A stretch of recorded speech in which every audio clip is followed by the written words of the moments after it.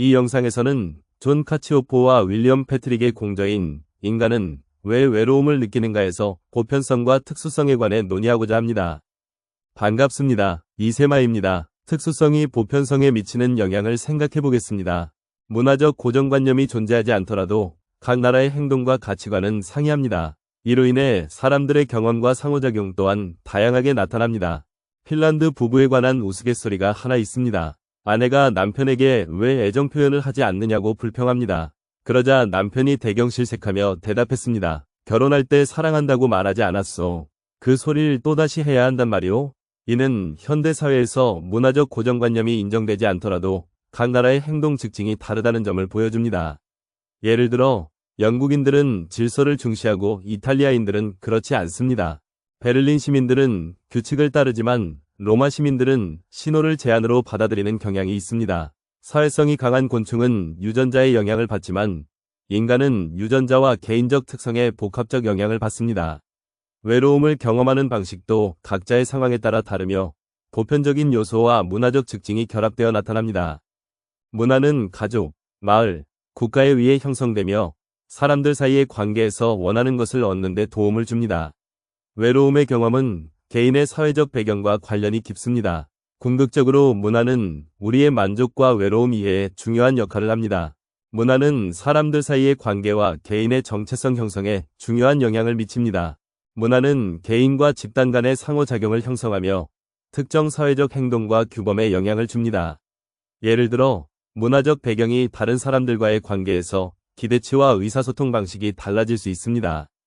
문화는 사람들 사이의 관계에서 우리가 원하는 것을 얻는 데 도움을 주어 궁극적으로는 우리를 만족시키는 역할을 합니다. 문화 규범과 개인의 욕구 사이의 갈등으로 외로움의 경험은 더욱 복잡해지고 때로는 실제의 모습이 숨겨지기도 합니다.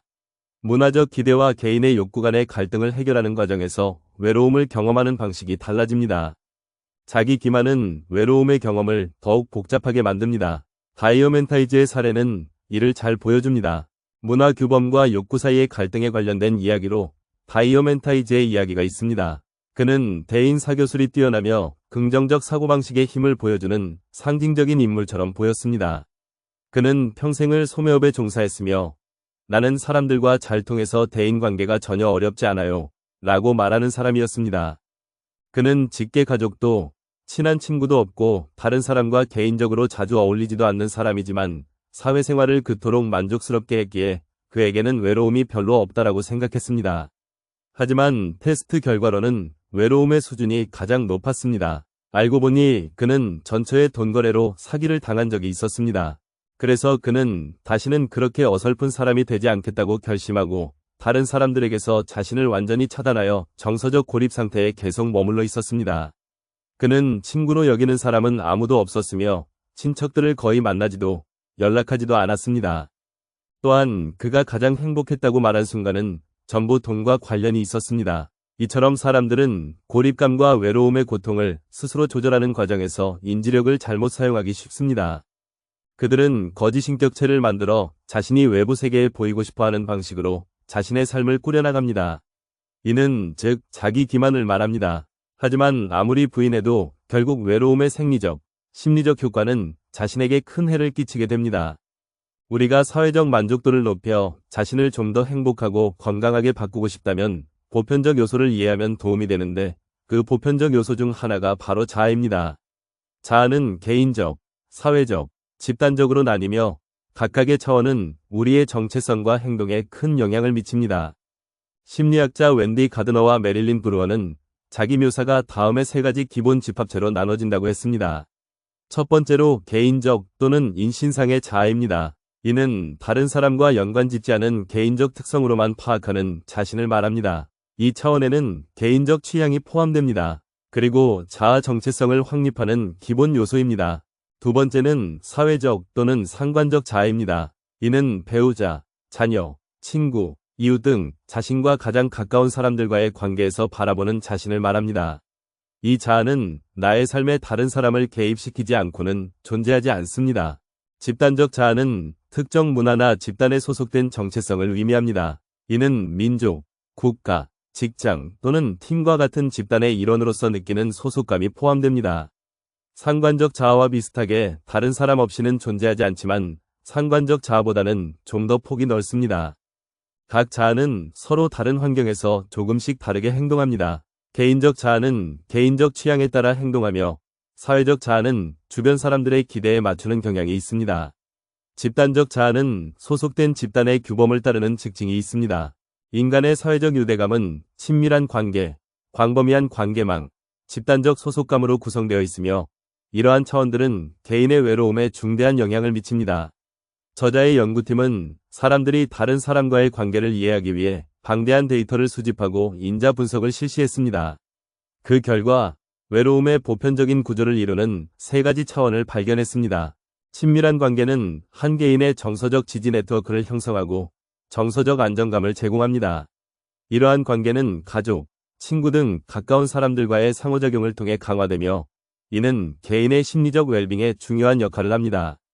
넓은 관계망은 사회적 지지와 자원의 원천입니다. 친구, 지인, 직장 동료 등 다양한 사회적 상호작용은 개인의 사회적 자본을 확장하는 데 기여하며 이는 외로움을 감소시키는 데 도움을 줄 수 있습니다. 특정 집단에 대한 소속감은 개인의 정체성을 강화하고 안정성을 느끼게 합니다. 대학교 동창회나 지역사회, 직장단체 등에서의 소속감은 사회적 연대감을 높이며 이는 외로움 극복의 중요한 요소가 됩니다. 이 세 가지 차원은 밀접하게 연결되어 있으며 한 차원이 행복할 때 다른 차원에서도 행복한 경향이 있습니다.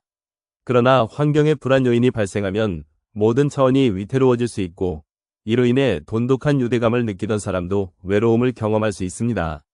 사람들은 평소에는 사회적 유대감의 집단적 측면을 간과하지만 국가적 위기나 집단의 자존심이 위협받을 때 갑자기 집단 정체성에 집착하게 됩니다. 각자의 특이성은 평생 변하며 이는 보편적인 테두리 안에서 나타나는 개인의 독특함을 반영합니다. 이러한 연구 결과는 외로움을 이해하고 극복하기 위해 관계의 복잡성을 잘 보여줍니다. 외로움과 우울증은 서로 다른 차원의 감정이지만 함께 나타날 때가 많아 두 감정 간의 복잡한 관계가 중요한 연구 주제로 떠오르고 있습니다. 외로움의 구조를 이해하는데 어려움은 외로움이 단독으로 나타나는 경우가 드물다는 점에서 비롯됩니다.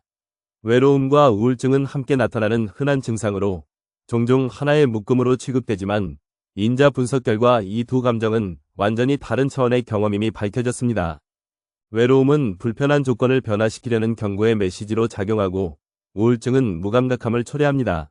두 증상은 모두 자기 조절력이 떨어지는 공통점을 가지고 있으며 실행 조절 능력의 상실은 위지력을 약화시키고 학습된 무력감으로 이어질 수 있습니다. 외로움은 생존의 필수적인 경보 시스템으로 기능하며 우울증도 사회 적응에 필요한 역할을 할 가능성이 있습니다. 이러한 상호 연관성을 이해하는 것은 예방적 접근의 핵심이 됩니다. 외로움과 우울증은 공동으로 자기 조절력을 저하시켜 위지력을 약화시키고 학습된 무기력감을 초래할 수 있습니다. 이러한 현상은 개인의 정신건강에 심각한 영향을 미치며 두 감정 간의 상관관계를 더욱 중요하게 만듭니다. 저자의 연구팀은 외로움과 우울증이 특정 심리적 경로를 통해 사회적 고립감으로 이어져 이른 죽음까지 영향을 미칠 수 있다는 점을 시사하였습니다. 외로움과 우울증의 상관관계를 이해하기 위해서는 마음의 조작을 통한 다양한 연구를 통해 분석해야 합니다. 횡단적 분석을 위해 오하이오 주립대학에서 135명의 학부생을 대상으로 심리 테스트를 실시하여 외로움과 관련된 성격적 요인의 프로필을 작성했습니다. 이 과정에서 침울함, 수줍음, 자긍심 저하, 불안, 적대감, 비관주의, 퉁명스러움, 신경과민, 내향성, 부정적 평가에 대한 두려움 등의 특성을 발견했습니다. 외로움이 주도적 역할을 한다는 점을 증명하기 위해 스탠퍼드 대학의 정신과학자 데이비드 스피겔을 초청하여 대학생들에게 최면을 걸었습니다. 최면에 걸린 학생들은 자신의 삶에서 깊은 외로움이나 친밀한 사회적 유대감을 경험하도록 유도되었고 최면 전후 UCLA 외로움 측정 기준으로 테스트를 진행했습니다. 그 결과 외로움과 사회적 유대감의 수준이 인위적으로 조작될 때 외로움을 느끼는 과정의 모든 다른 요인이 그 수준에 따라 달라진다는 사실이 밝혀졌습니다. 또한 외로운 사람이 따로 존재하지 않는다는 점도 다시 한번 입증되었습니다. 만성적인 외로움, 그리고 시간의 흐름에 따른 외로움의 변화와 관련된 효과를 위해 시카고 지역의 해당 인구 중에서 대표 표본으로 부분 집합을 만들었습니다.